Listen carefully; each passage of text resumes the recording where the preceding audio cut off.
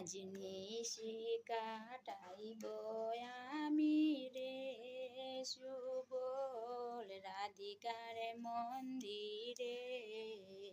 আজ নিশি কাটাইব আমি রে সুবল রাধিকার মন্দিরে।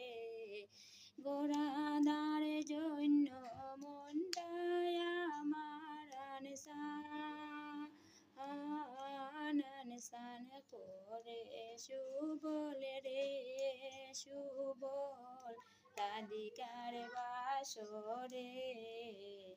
রাধার জন্য মনটায় আমার আনসান